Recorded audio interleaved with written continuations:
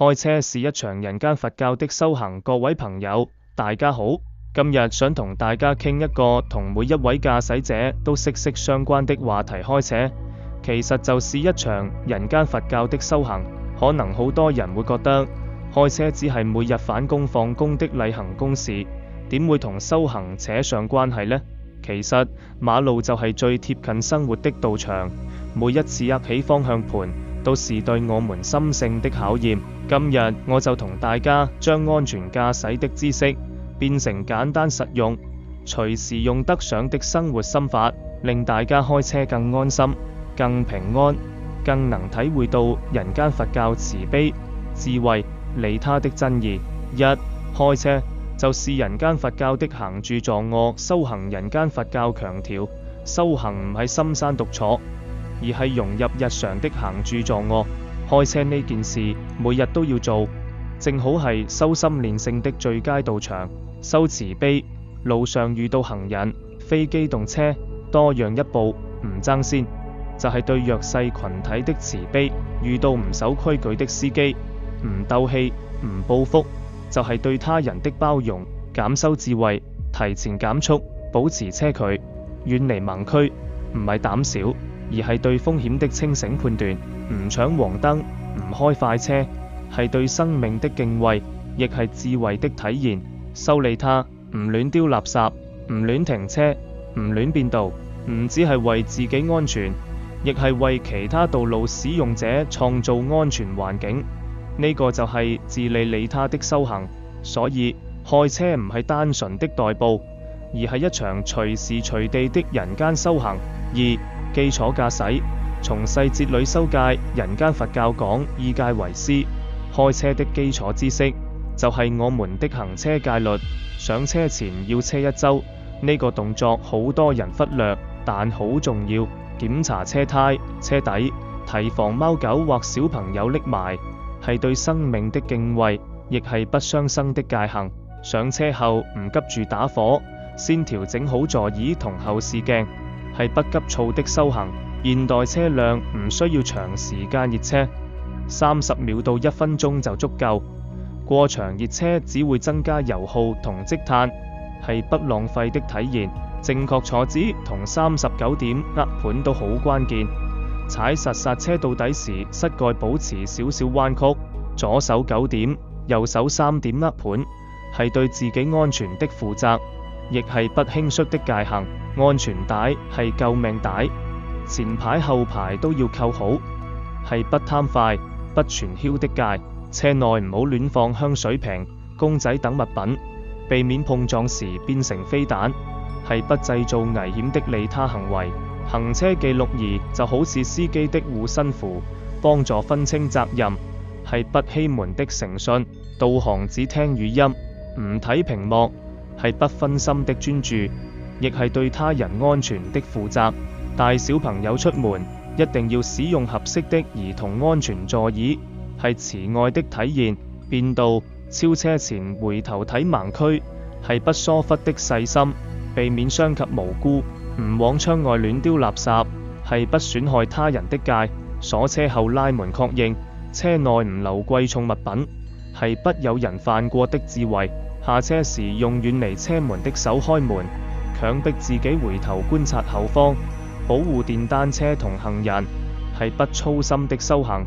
呢啲細節睇落係駕駛技巧，其實都係人間佛教諸護莫作、眾善奉行的具體實踐。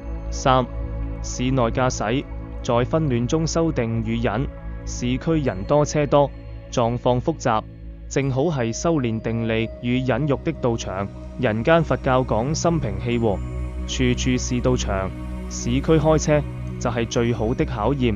7條箴言就是7種修行，唔好同行人、非機動車爭搶，讓一步海闊天空，係慈悲忍辱。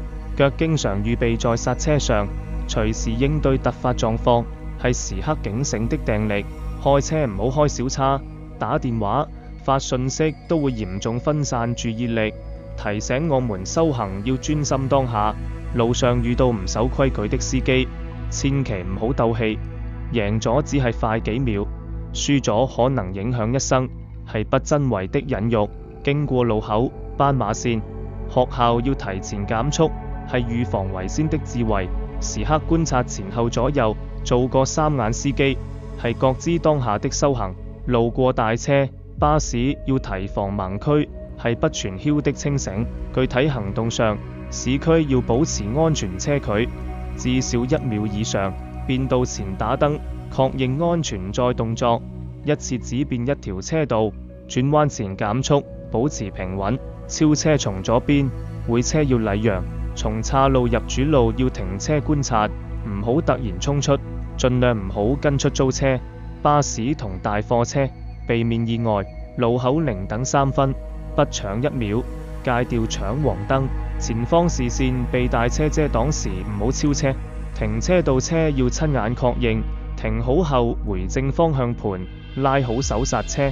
每一樣動作都是對自己同他人的負責。4. 高速駕駛，在速度中修敬畏與責任。高速路速度快，一旦出事後果嚴重。超速、疲勞駕駛、違規停車係高速路上的3大殺手。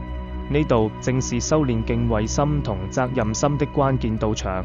每次上高速前，大家一定要在心裏提醒自己3句話：我承載的是一家人的幸福，家人需要我安全回家。我可以幸運一次，但不可能幸運一輩子。我的生命只有一次。嚴格按照交通法規行駛，最高超的車技就是守規矩。呢3句就係高速路上的修行心要。超速會令車輛操控同制動能力下降，風險極大。疲勞駕駛絕對要避免。連續開車不超過4小時，一定要適時休息。非緊急情況，絕對唔可以在高速或應急車道隨意停車。應急車道係救命通道，不是休息區。上高速前要做好保命檢查，確認車胎、冷卻液、車片都正常。